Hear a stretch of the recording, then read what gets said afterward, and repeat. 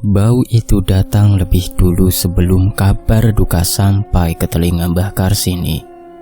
Bau anyir bercampur busuk, seperti kain lama yang direndam air got, menusuk hidungnya saat ia sedang menjemur kain kafan di belakang rumah. Padahal angin sore berhembus pelan dari arah sawah, bersih, tak membawa apa-apa selain aroma tanah basah.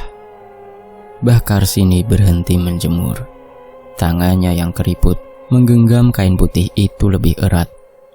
Dada tuanya mendadak sesak, seperti ada firasat buruk yang menempel. Tak lama kemudian, suara langkah tergesa terdengar dari depan rumah. Mbah Karsini!" Suara itu suara Pak Bayan desa. Nafasnya putus-putus, wajahnya pucat. Belum sempat duduk, ia sudah bicara. Dewi meninggal, Mbah." Kain kafan itu terlepas dari tangan Mbah Karsini, jatuh menyentuh tanah. Nama itu membuat tengkuknya dingin. Dewi, anak Pak Lurah. Gadis yang ia kenal sejak kecil, sering menyapanya sopan tiap pulang dari sekolah dulu. "Kecelakaan, Mbah. Katanya jatuh dari motor di jalan besar arah kota. Jenazahnya sudah dibawa pulang. Pak Lurah minta panjenengan yang memandikan," lanjut Pak Bayan. Mbah Karsini mengangguk pelan. Tidak ada kata keluar dari mulutnya. Dalam hatinya, firasat tadi semakin mengeras, seperti batu yang ditelan. Sudah 30 tahun ia menjadi pemandi jenazah. Perempuan, tua, muda, mati sakit, mati jatuh, mati gantung diri. Semua sudah pernah. Tapi setiap kali mendapat kabar kematian orang yang masih muda, dadanya selalu terasa ditusuk halus. Sore itu, rumah Pak Lurah dipenuhi orang. Tangis pecah di mana-mana. Ibunya, Tiwi, terduduk lemas di papah saudara. Ayahnya berdiri kaku, matanya merah tapi kering. Mbah Karsini masuk ke kamar belakang, tempat jenazah dibaringkan. Begitu pintu kamar ditutup, bau itu kembali menyergap, lebih kuat, lebih pekat. Mbah Karsini berhenti melangkah. Ia menutup hidung sebentar dengan ujung kerudung. Dalam hati, ia beristighfar. Kecelakaan memang sering menyisakan bau darah. Tapi ini bukan bau darah segar. Ini bau busuk yang seperti sudah lama terdiam di tubuh. "Ya Allah," gumamnya lirih. Tubuh Tiwi terbaring kaku. Wajahnya pucat, bibirnya kebiruan. Ada luka di pelipis dan lengan, dibalut seadanya. Tapi yang membuat Mbah Karsini merinding adalah ekspresi wajah itu. Tenang, tapi seperti menyimpan sesuatu. Alisnya berkerut tipis, seolah sedang menahan beban berat, bahkan setelah mati. Mbah Karsini mulai bekerja. Air disiapkan, bunga ditaburkan. Ia membaca niat dalam hati, seperti yang selalu ia lakukan. Tangannya sudah hafal gerakan, lembut, penuh hormat. Saat air pertama menyentuh kulit Tiwi, sesuatu membuat Mbah Karsini tertegun. Air yang mengalir dari tubuh itu keruh, keabu-abuan, bukan bening bercampur darah seperti biasanya.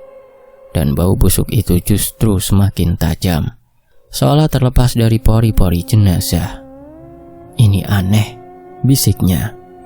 Ia pernah memandikan jenazah yang sudah 3 hari baru ditemukan, tapi baunya berbeda. Bau ini seperti bau penyesalan yang lama terpendam. Entah kenapa pikiran itu muncul begitu saja. Mbah Karsini lanjut membasuh. Ketika membersihkan wajah Tiwi, jarinya menyentuh pipi yang dingin. Saat itulah ia melihatnya. Setetes air bening mengalir dari sudut mata jenazah. Mbah Karsini tersentak. Ia mendekat, memeriksa lebih jelas. Air itu jatuh perlahan, seperti air mata orang hidup, bukan air bilasan, bukan sisa air wudhu. Air itu keluar sendiri. "Dewi," Suaranya bergetar. Ia menoleh ke pintu. Tidak ada siapa-siapa, hanya ia dan jenazah itu. Dadanya berdebar keras. Dalam pengalaman puluhan tahun, ia pernah melihat hal-hal ganjil. Jenazah terasa berat, wajah berubah, tapi air mata yang menetes seperti ini jarang sekali. Mbah Karsini menarik nafas panjang, mencoba menenangkan diri. Ia usap air mata itu dengan kain bersih, tapi belum sampai kain itu ditarik, setetes lagi muncul. "Nduk," ucapnya pelan tanpa sadar. "Kalau memang ada yang berat, mbok ya dilepas. Panjenengan sudah selesai di dunia, Nduk." Air mata itu terus menetes 2 kali lagi, sebelum akhirnya berhenti. Bau busuk yang tadi menusuk perlahan berkurang, meski belum hilang sepenuhnya. Mbah Karsini melanjutkan tugasnya dengan hati waspada. Setiap membasuh bagian tubuh Tiwi, ia merasakan getaran halus di telapak tangannya, seperti menyentuh tubuh orang yang masih ingin bicara tapi tak punya mulut. Selesai dimandikan, jenazah dikafani. Wajah Tiwi kini tampak lebih damai, tapi kerutan halus di dahinya masih ada. Seolah ada rahasia yang ikut dikubur bersama tubuh itu. Sebelum keluar kamar, Mbah Karsini menoleh sekali lagi. Bau busuk itu kini tinggal samar, tapi firasat buruknya belum pergi, justru semakin jelas. Ia tahu kematian Tiwi bukan sekedar kecelakaan biasa, dan pertemuannya dengan gadis itu belum benar-benar berakhir. Air itu kembali menetes saat Mbah Karsini mengikat kain kafan di bagian dada. Bukan air bilasan, bukan sisa air yang tertahan di lipatan kelopak mata. Air itu bening, hangat di ujung jarinya, dan jatuh perlahan dari sudut mata Tiwi. 1 tetes, lalu 1 lagi, seperti orang hidup yang sedang menahan tangis. Mbah Karsini berhenti bekerja. Ruangan kecil itu mendadak terasa sempit. Suara orang-orang di luar kamar terdengar jauh, seolah teredam dinding tebal. Yang ada hanya ia, jenazah Tiwi, dan suara tetesan air yang jatuh ke kain kafan. Ya Allah, nafasnya bergetar. Ia mendekat, menunduk sejajar dengan wajah Tiwi. Wajah itu tetap pucat dan dingin, tapi garis kesedihan di sana makin jelas. Alis yang berkerut tipis, bibir yang mengatup rapat, seolah menahan kata-kata yang tak pernah sempat diucapkan. Air mata itu menetes lagi. Mbah Karsini merasakan dadanya perih. Selama 30 tahun memandikan jenazah, ia belajar satu hal. Orang mati tidak lagi membawa harta, jabatan, atau sesuatu yang bisa disembunyikan. Yang tersisa hanya rasa lega, takut, atau penyesalan. Dan air mata ini bukan air mata lega. "Nduk Tiwi, Mbah ngerti, mati muda itu berat, tapi panjenengan wis rampung, sudah tidak ada yang bisa diubah," ucapnya pelan, hampir seperti berdoa. Tangannya gemetar saat ia mengusap air mata itu dengan kain bersih. Namun kain itu kembali basah, setetes demi setetes, tanpa henti. Mbah Karsini menelan ludah. Di kepalanya muncul ingatan tentang wejangan gurunya dulu, seorang pemandi jenazah sepuh yang kini sudah lama wafat. Kalau jenazah masih menangis, berarti ada beban batin yang belum dilepas. Jangan takut, jangan ditantang, ajak bicara, seperti menenangkan anak kecil. Ia menghela nafas panjang, lalu duduk bersila di samping tubuh Tiwi. Tangannya diletakkan lembut di atas kain kafan, tepat di dada. "Nduk, Mbah ini cuma orang desa yang gak pinter, tapi Mbah tahu satu hal, Gusti Allah Maha Pengampun," katanya lirih. Suaranya serak tapi penuh niat baik. Air mata itu masih menetes, tapi lebih lambat. "Kalau panjenengan punya salah, punya dosa, semua manusia punya, ndak ada yang bersih. Tapi tangisan ini ndak akan meringankan apa-apa." Mbah Karsini menunduk. Dahinya hampir menyentuh kain kafan. "Kalau panjenengan takut, lepaskan. Kalau panjenengan sedih, ikhlaskan. Orang tua panjenengan di luar sana Mereka sayang, mereka sudah redo, meski belum tahu apa-apa. Ucapan itu keluar begitu saja, bahkan Mbah Karsini sendiri tak tahu kenapa ia mengatakannya. Tapi, begitu kata ridho terucap, dada Tiwi tampak mengendur, seperti tarikan nafas terakhir yang dilepaskan kembali. Air mata itu menetes satu kali lagi, lalu berhenti. Mbah Karsini masih menunggu. 1 detik, 2 detik, ia tidak langsung bergerak. Jantungnya berdebar keras. Telinganya menangkap setiap suara kecil. Angin, kain bergeser, langkah orang di luar. Tapi dari wajah Tiwi tidak ada lagi tetesan. Ia mengusap sudut mata itu sekali lagi, kering. Bau busuk yang sejak tadi tertahan di udara perlahan memudar. Bukan hilang sepenuhnya, tapi tidak lagi menusuk. Ruangan terasa lebih ringan, seolah ada sesuatu yang baru saja dilepaskan. Mbah Karsini menghembuskan nafas panjang, nafas yang sejak tadi tertahan tanpa ia sadari. Alhamdulillah, bisiknya. Ia melanjutkan mengikat kain kafan dengan lebih tenang. Gerakannya kembali mantap, seperti biasanya. Namun hatinya belum sepenuhnya lega. Ada rasa iba yang mengendap, bercampur tanda tanya yang belum punya bentuk. Sebelum keluar kamar, Mbah Karsini berdiri sejenak di sisi jenazah. Wajah Tiwi kini terlihat lebih halus. Kerutan di dahinya berkurang, meski tidak sepenuhnya hilang. Seperti orang yang akhirnya berhenti menangis. Tapi bekas sedihnya masih tinggal. Mbah titip satu doa. Semoga perjalanan panjenengan dimudahkan yonduk. Semoga apapun yang panjenengan sembunyikan di dunia tidak lagi jadi beban di sana. Ia melangkah keluar kamar dengan langkah pelan. Di luar, tangis keluarga masih terdengar, tapi tidak setajam tadi. Ibunya Tiwi menoleh saat melihat Mbah Karsini. "Sudah, Mbah?" tanyanya dengan suara parau. Mbah Karsini mengangguk. "Sudah, anaknya sudah bersih." Kalimat itu terdengar sederhana, tapi hanya Mbah Karsini yang tahu maknanya lebih dalam dari sekedar tubuh yang dimandikan.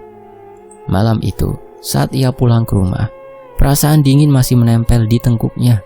Air mata jenazah itu terbayang jelas di pelupuk mata, dan di balik keheningan desa, Mbah Karsini mulai sadar. Kesedihan Tiwi bukanlah kesedihan biasa. Ia sudah menenangkan satu tangisan, namun ia belum tahu apa yang sebenarnya ditangisi oleh gadis itu. Malam turun tanpa suara. Desa terasa lebih sunyi dari biasanya, seolah semua makhluk menahan nafas setelah pemakaman sore tadi.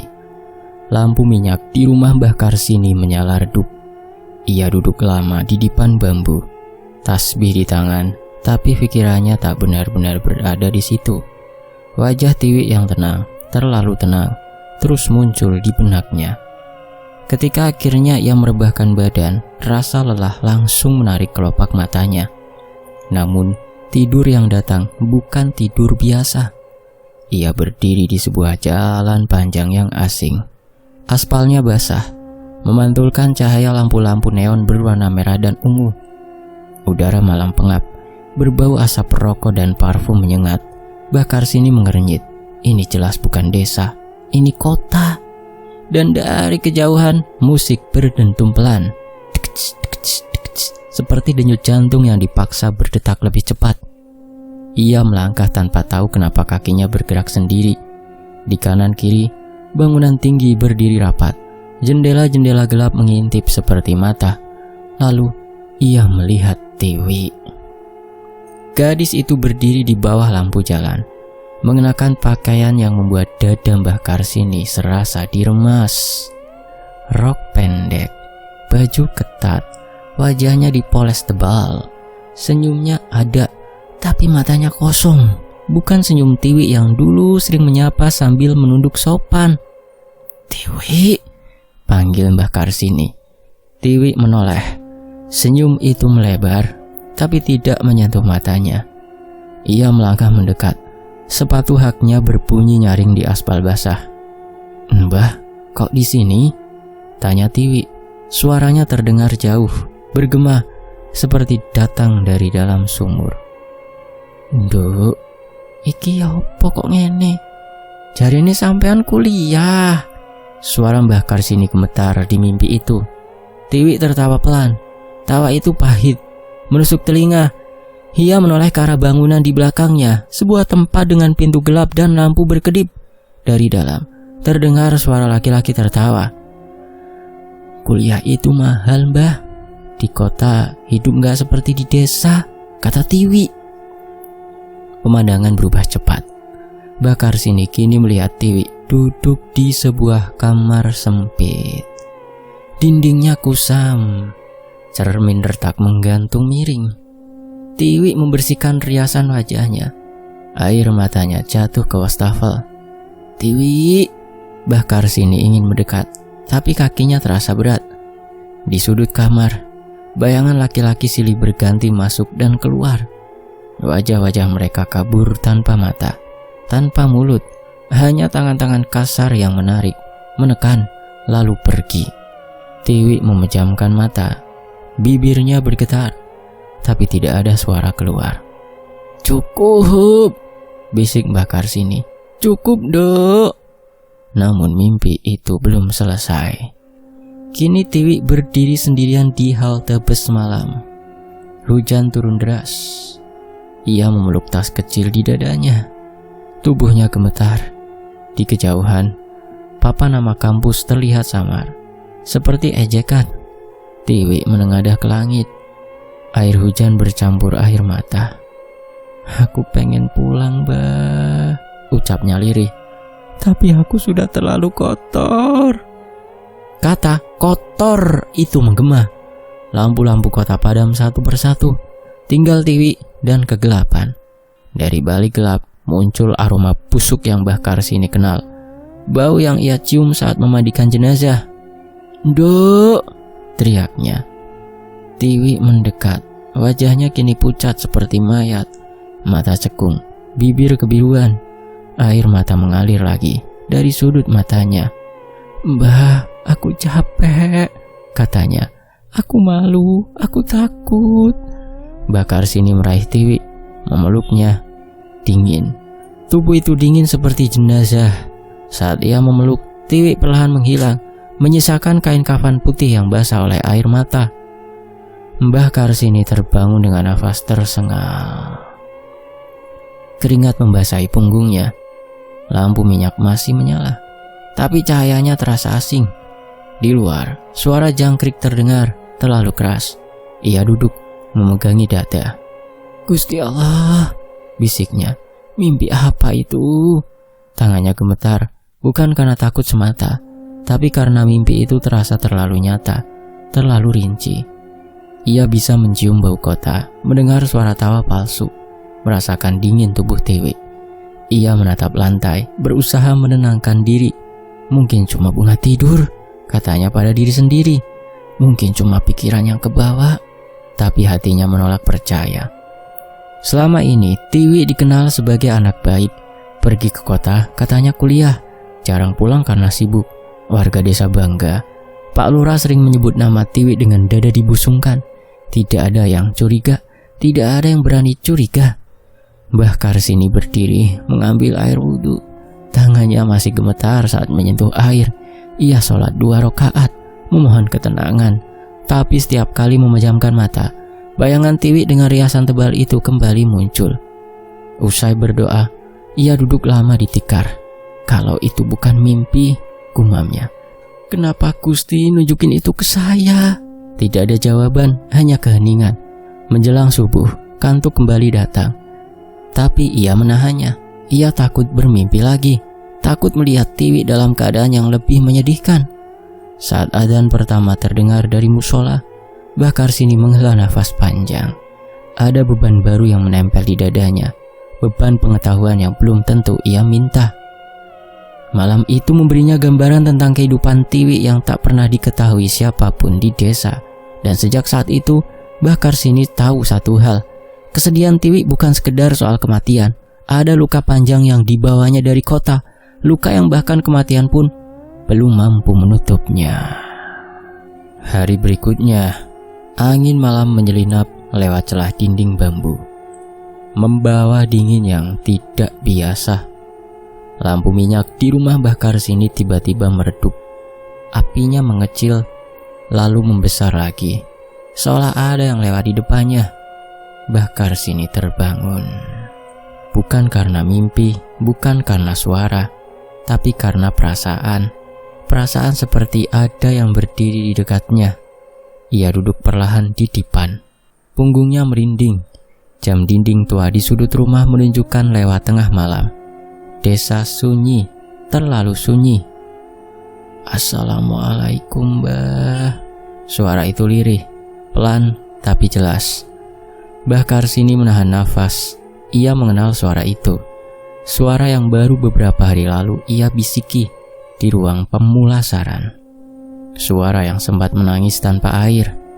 "Tiwi," ucapnya hampir tak terdengar. Di ambang pintu, sosok itu berdiri, bukan menakutkan, tapi membuat dada terasa nyeri. Tiwi berdiri dengan kebaya sederhana berwarna pucat. Rambutnya tergerai rapi, wajahnya bersih tanpa riasan. Namun mata itu masih menyimpan kesedihan yang dalam, seperti telaga keruh yang tak pernah tenang. "Terima kasih, Mbah, sudah membersihkan aku, sudah menenangkan aku." Mbah Karsini bangkit, kakinya gemetar. Ia mendekat selangkah, berhenti. Pengalaman bertahun-tahun membuatnya tahu batas. Tidak semua yang datang boleh disentuh. "Nggih, Duk, itu sudah tugas Mbah," jawabnya pelan. Tiwi tersenyum tipis. Senyum itu tidak penuh. Ada bagian dari dirinya yang tertinggal, entah di mana. "Aku merasa lebih ringan. Tangisan itu bisa kuhentikan, Mbok," lanjut Tiwi. Lampu minyak kembali bergetar. Bayangan Tiwi di lantai tidak jelas, seolah cahaya enggan mengakuinya. "Tapi," tanya Mbah Karsini, ia tahu rasa ringan bukan berarti selesai. Tiwi menunduk, bahunya turun, seperti orang yang memikul beban terlalu lama. "Aku belum bisa pergi, Mbah." Kata-kata itu jatuh pelan, tapi menghantam dada Mbah Karsini. Ia menelan ludah, berusaha tetap tenang. "Kenapa, Nduk? Bukankah semua sudah panjenengan lepaskan?" tanyanya lembut. Tiwi mengangkat wajahnya. Mata itu berkaca-kaca, meski tak ada air mata yang jatuh. "Aku malu. Aku takut aku nggak tahu harus bagaimana menghadap Gusti Allah dan orang tuaku," katanya. Mbah Karsini menghela nafas panjang. Ia duduk di kursi kayu, memberi isyarat agar Tiwi bicara. Malam itu terasa panjang, tapi ia tidak berniat memotongnya. "Aku hidup dengan kebohongan. Semua orang di desa percaya aku anak baik, mahasiswi, kebanggaan keluarga," lanjut Tiwi. Senyum pahit muncul. "Padahal aku tidak sebagus itu, Mbah." Mbah Karsini mendengarkan tanpa bertanya lebih jauh. Ia sudah melihat bayangannya dalam mimpi, tapi mendengar langsung membuat hatinya semakin perih. "Setiap malam aku ingin pulang," suara Tiwi melemah. "Tapi aku takut wajah orang tuaku berubah, takut desaku menolak aku." "Nduk," kata Mbah Karsini pelan tapi tegas. "Manusia memang sering takut pada penilaian manusia lain, tapi Gusti Allah tidak seperti itu." Tiwi menggeleng pelan. "Aku tahu, tapi rasa takut itu keburu menempel." Hening turun di antara mereka. Angin berhenti. Lampu minyak kini menyala lebih stabil. Mbah Karsini bangkit, mendekat beberapa langkah. "Dengar, Tiwi," ucapnya. "Panjenengan sudah meninggal. Dunia sudah panjenengan tinggalkan. Yang tersisa sekarang cuma satu jalan. Jujur pada diri sendiri dan pasrah, minta ampun." Tiwi menatapnya lama. "Aku datang bukan untuk minta dibela. Aku cuma ingin didengarkan, Mbah." Mbah Karsini mengangguk. "Dan panjenengan sudah didengarkan." Wajah Tiwi sedikit berubah. Kerutan di dahinya berkurang, tapi kesedihan itu belum benar-benar pergi. "Mbah," katanya lirih, "apa orang tuaku bisa memaafkan aku?" Pertanyaan itu membuat Mbah Karsini terdiam. Ia bukan Tuhan, ia bukan orang tua Tiwi, tapi ia tahu satu hal tentang manusia tua yang telah kehilangan anak. Orang tua yang baik lebih takut kehilangan anaknya selamanya daripada kecewa pada kesalahannya, jawabnya perlahan. Tiwi menunduk. Kali ini setetes air bening jatuh, bukan air mata, tapi dari udara di sekitarnya, seperti embun yang turun tiba-tiba. Aku ingin tenang, Bah, tapi aku masih terikat rasa bersalah, katanya. Mbah Karsini mengangkat tangannya, membaca doa pendek dalam hati. Tenang itu tidak selalu datang seketika, kadang harus ditempuh dengan keberanian. Tiwi mengangguk pelan, tubuhnya mulai tampak samar, seperti kabut tipis tersapu angin. Terima kasih, Mbah, ucapnya sekali lagi. Kalau aku datang lagi, maafkan. Panjenengan tidak mengganggu, Nduk, jawab Mbah Karsini tulus. Mbah tahu, panjenengan cuma mencari jalan pulang. Sosok Tiwi memudar. Udara kembali dingin, lalu normal. Lampu minyak menyala tenang. Suara malam desa kembali terdengar. Jangkrik, daun, nafas bumi yang pelan. Mbah Karsini berdiri lama di tengah ruangan. Dadanya terasa penuh, bukan oleh takut, tapi oleh tanggung jawab yang belum selesai. Ia tahu, kunjungan itu bukan yang terakhir. Kesedihan Tiwi masih mengikatnya pada dunia. Dan selama ikatan itu belum terurai, arwah gadis itu belum akan benar-benar pergi. Pagi itu, Mbah Karsini bangun dengan kepala berat. Bukan karena kurang tidur, tapi karena pikirannya penuh. Kunjungan Tiwi semalam meninggalkan bekas yang tidak mudah dihapus. Ada rasa iba, tapi juga kegelisahan yang mengendap. Ia menyapu halaman pelan, lebih banyak melamun daripada bekerja. Kata-kata Tiwi terus terngiang. Aku hidup dengan kebohongan. Kalimat itu seperti paku yang tertancap di dada. Boh, lah kok kelihatan pucat pagi ini? Tanya Bu Rukiah, tetangga yang lewat sambil membawa sayur. Nggih, mung kurang enak badan iki, jawab Mbah Karsini singkat. Ia tidak ingin cerita. Urusan ini bukan urusan orang banyak. Tapi satu hal sudah ia putuskan. Ia tidak bisa diam saja. Kalau Tiwi masih terikat kesedihan, berarti ada sesuatu di dunia yang belum selesai. Siang harinya, Mbah Karsini mengambil selendang dan tongkatnya. Ia pamit pada dirinya sendiri, berjalan kaki menuju desa sebelah, Desa Kedung Rejo. Jaraknya tidak terlalu jauh, tapi cukup untuk membuatnya berpikir ulang di setiap langkah. Ia ingat obrolan samar yang pernah ia dengar dari ibu-ibu pengajian. Tiwi punya teman kuliah yang rumahnya di Kedung Rejo. Namanya disebut-sebut sekali, lalu tenggelam di antara gosip lain. Waktu itu Mbah Karsini tidak peduli. Sekarang nama itu terasa penting. Rumah yang ia cari berada di ujung desa, berdinding tembok setengah bata, setengah papan. Di teras, seorang perempuan muda sedang menjemur pakaian. Wajahnya lelah, tapi matanya tajam. Nuwun sewu, niki rumahnya Mbak Ratna? Tanya Mbah Karsini sopan. Perempuan itu menoleh mengangguk. Nggih, Mbah. Wonten perlu nopo? Ada perlu apa? Mbah Karsini memperkenalkan diri. Begitu mendengar nama Tiwi, Ratna terdiam. Tangannya berhenti mengangkat pakaian. Wajahnya berubah, seperti orang yang mendadak diingatkan pada sesuatu yang ingin dilupakan. Monggo, mlebet riyen, Mbah. Mari masuk, katanya akhirnya. Di dalam rumah, suasana hening.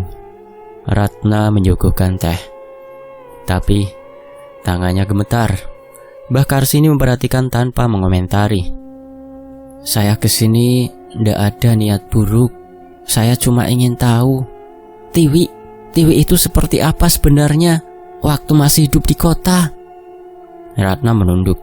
Diamnya panjang, terlalu panjang untuk pertanyaan sederhana. Tiwi itu orang baik, Mbah, katanya akhirnya. Terlalu baik malah. Orang baik juga bisa terluka, jawab Mbah Karsini. Ratna mengangguk pelan. Kami satu kos dulu, satu kampus. Awalnya semua normal. Tiwi rajin, pendiam. Dia sering cerita tentang orang tuanya, tentang desa. Dia bangga sekali. Ratna berhenti sejenak menarik nafas. Tapi biaya hidup di kota itu kejam. Uang kiriman sering telat, Mbah. Nggak cukup. Tiwi nggak pernah mau ngeluh ke rumah. Mbah Karsini mendengarkan. Wajahnya tetap tenang meski hatinya bergetar. Ada satu waktu Tiwi mulai berubah. Pulang malam, pakaiannya beda. Aku tanya, dia cuma bilang kerja sambilan untuk menuhin kebutuhan. Lanjut Ratna. Ratna menggigit bibirnya. Aku curiga. Pasti dia melakukan sesuatu atau seperti jual diri gitu. Tapi aku gak berani bertanya, gak berani nuduh. Aku pikir itu urusan dia. Sampean tahu kemana dia bekerja? Tanya Mbah Karsini hati-hati. Ratna menggeleng cepat. Aku cuma dengar namanya dari teman lain. Tempat hiburan malam, Mbah. Aku takut memastikan. Sunyi turun lagi. Teh di cangkir Mbah Karsini sudah dingin. Kenapa sampean ndak cerita ke orang tuanya? Tanya Mbah Karsini. Ratna tersenyum pahit. Lah siapa saya, Mbah? Hanya teman kos. Kalau aku salah, kalau aku cuma berprasangka, aku takut merusak nama Tiwi di desa. Kata nama itu terasa berat di desa. Iya, nama baik lebih mahal dari apapun kalau di desa. Terus sampai akhirnya kecelakaan itu aku baru tahu setelah semua selesai. Aku gak sempat minta maaf. Kata Ratna lirih. Matanya berkaca-kaca. Aku sering mimpi Tiwi, Mbah. Tapi dia cuma diem, gak marah. Itu yang bikin aku lebih takut. Mbah Karsini mengangguk pelan. Potongan-potongan mulai menyusun diri meski belum utuh. Yang ia dengar bukan pengakuan penuh, tapi cukup untuk memahami arah luka Tiwi. Ratna, saya ndak datang untuk menggali aib. Saya cuma ingin Tiwi tenang, kata Mbah Karsini akhirnya. Ratna menatapnya, ada harap di matanya. Apa Tiwi juga datang ke Mbah? Mbah Karsini tidak langsung menjawab. Ia memilih jujur setengah. Ada tanda-tanda, dan tanda itu berat. Ratna mengusap wajahnya. Kalau ada yang bisa saya bantu. Belum, potong Mbah Karsini lembut. Belum sekarang. Ia bangkit berpamitan. Sebelum keluar, Ratna berkata pelan. Mbah, Tiwi itu bukan perempuan rusak. Dia cuma tersesat karena keadaan. Langkah Mbah Karsini melambat. Kalimat itu menancap dalam-dalam. Dalam perjalanan pulang, angin sore menyentuh wajahnya. Desa kembali terlihat tenang, seolah tak pernah menyimpan apa-apa. Tapi kini Mbah Karsini tahu, di balik ketenangan itu ada rahasia yang dikubur rapi. Dan semakin ia mendekati kebenaran, semakin jelas satu hal. Kesedihan Tiwi bukan hanya miliknya sendiri. Ada orang-orang lain yang sadar atau tidak ikut memikul beban itu. Sore itu hujan tipis membuat jalan desa licin dan sunyi. Mbah Karsini duduk di beranda rumah, memandangi halaman yang basah. Pikirannya belum juga tenang sejak pulang dari Kedung Rejo. Cerita Ratna membuka pintu, tapi pintu itu belum sepenuhnya terbuka. Ia merasa masih ada ruang gelap di baliknya, ruang yang menyimpan alasan paling dalam. Kenapa arwah Tiwi belum bisa pergi?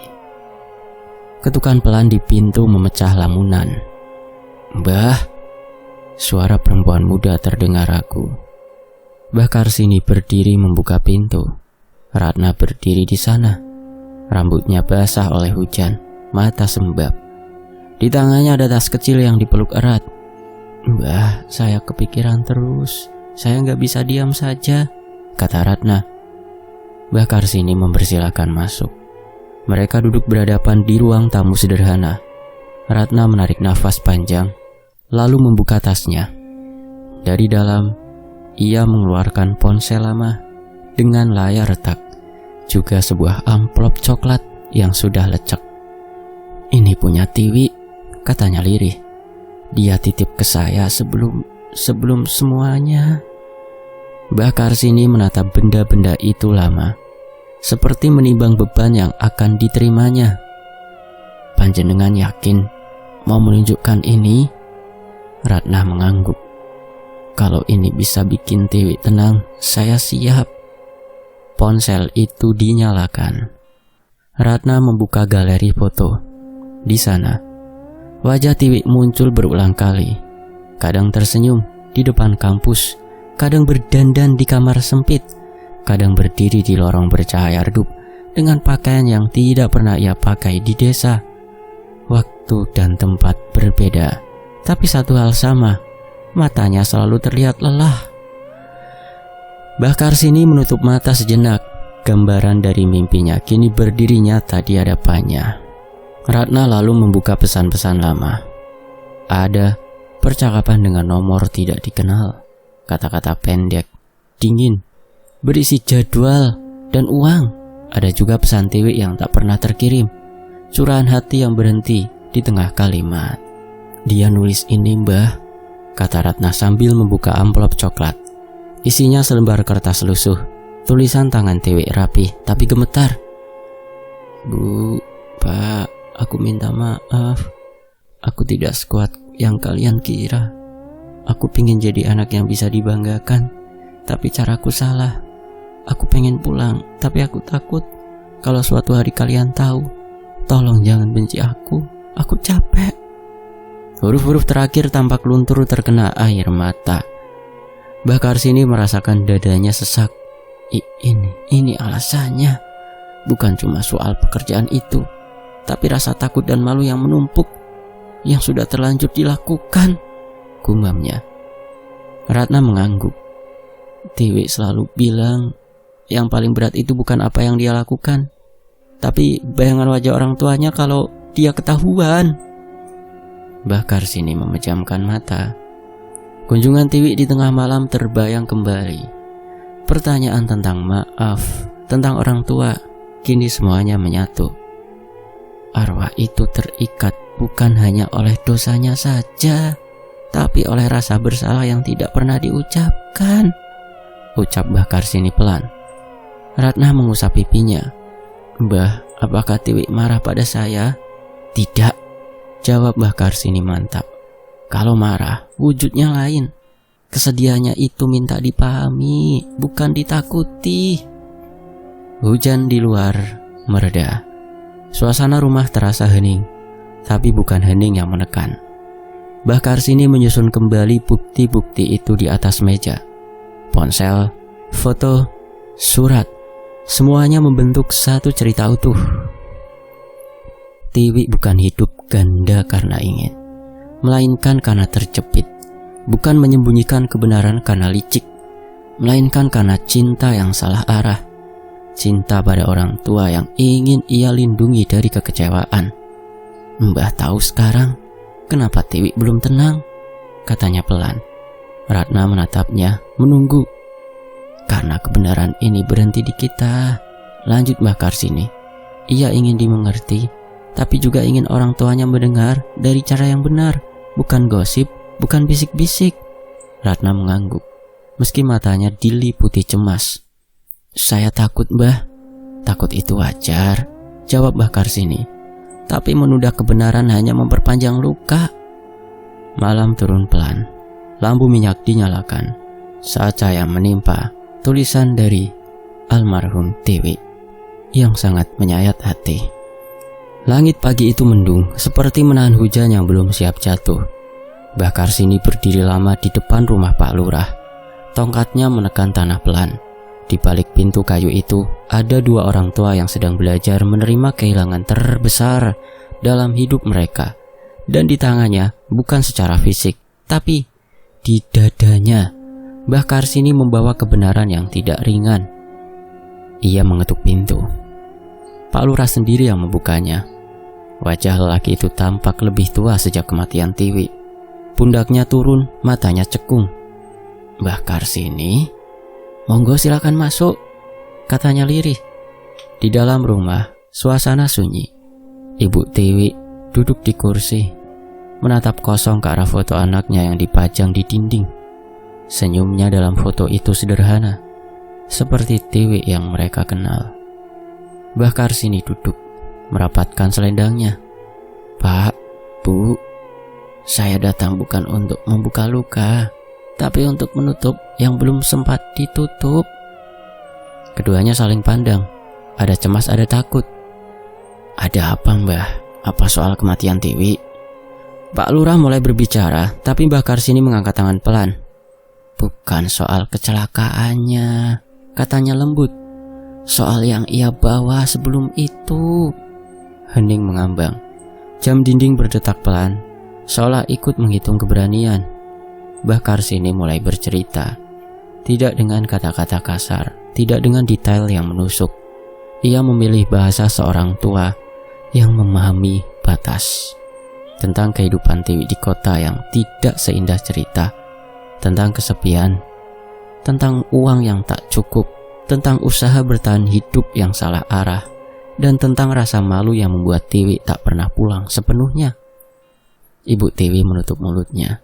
Tangisnya tertahan di tenggorokan. Pak Lurah menunduk, tangannya mengepal. Kenapa dia nggak jujur? Suara Pak Lurah bergetar. Kami kan orang tuanya, akan mengusahakan apapun. Karena dia sayang, jawab Mbah Karsini pelan. Kadang cinta membuat orang memilih diam. Tangis pecah, Ibu Tiwi terisak, bahunya berguncang. Pak Lurah memejamkan mata lama, nafasnya berat. Tidak ada amarah yang meledak. Yang ada hanya rasa kehilangan yang berubah bentuk. Dari duka menjadi penyesalan. Mbah, kata Ibu Tiwi lirih. Apakah anak saya sangat berdosa dan sangat kotor? Apakah bisa diampuni? Pertanyaan itu menusuk. Mbah Karsini menggeleng tegas. Tidak ada anak yang kotor di mata orang tua yang ikhlas. Yang ada hanya anak yang tersesat dan belum sempat pulang. Ia melanjutkan. Tiwi membawa rasa bersalah sampai akhir. Selain dosanya. Dan yang membuatnya berat bukan perbuatannya saja, tapi ketakutannya yang tidak dimaafkan. Pak Lurah mengangkat wajahnya. Air mata mengalir tanpa ia sembunyikan. Kalau dia pulang waktu itu, ya saya pasti marah. Tapi tetap saya peluk karena dia anak saya. Sekarang pun masih bisa Pak Lurah. Dengan memaafkan dan mendoakannya. Bilang supaya Tiwi pulang. Dan bilang panjenengan sudah mengikhlaskan dan memaafkan perbuatan dia semasa hidup. Mereka bertiga terdiam lama. Doa-doa terucap lirih, bercampur isak yang pelan. Tidak ada ritual, tidak ada mantra, hanya kejujuran dan keikhlasan yang dipaksa lahir dari luka terdalam. Sore itu, hujan akhirnya turun. Di sela suara rintik, Pak Lurah dan istrinya mengucapkan kalimat yang tidak pernah mereka kira akan jadi penenang. Mereka memaafkan Tiwi, menerima semua kekurangannya, dan merelakan jalan hidupnya apa adanya. Malamnya, Mbah Karsini kembali ke rumah dengan langkah ringan. Untuk pertama kalinya sejak kematian Tiwi, dadanya terasa lapang. Ia duduk di depan, mematikan lampu, membiarkan gelap menyelimuti. Tidak ada angin aneh, tidak ada bayangan di sudut ruangan, dan Tiwi tidak datang. Mbah Karsini tersenyum tipis.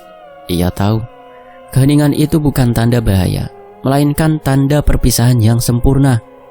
Hari-hari berlalu, desa kembali pada rutinitasnya. Nama Tiwi tak lagi dibicarakan dengan bisik-bisik, tapi dengan doa. Orang tuanya terlihat lebih tenang, meski duka tak pernah benar-benar pergi. Mbah Karsini kembali pada tugasnya, memandikan jenazah lain, menutup mata orang-orang yang pulang satu persatu. Tapi pengalaman dengan Tiwi tinggal di hatinya, seperti bekas ukiran yang tak bisa dihapus.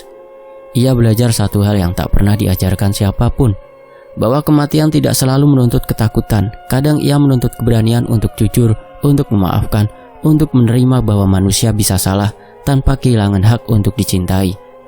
Di suatu senja, Mbah Karsini duduk di teras, memandang langit yang memerah. Angin berembus lembut, tidak ada bau busuk, tidak ada air mata. Setiap perbuatan ada akibatnya, tapi setiap jiwa juga pantas mendapat jalan pulang, gumamnya. Ia menutup mata, menarik nafas dalam. Di hatinya ada kedamaian yang tumbuh pelan, kedamaian seorang tua yang telah melihat gelap dan terang, dan memilih menerima takdir dengan tangan terbuka. Demikianlah sebuah kisah, semoga terhibur. Wen Antoni pamit undur diri, sampai jumpa di kisah berikutnya. Wassalamualaikum warahmatullahi wabarakatuh.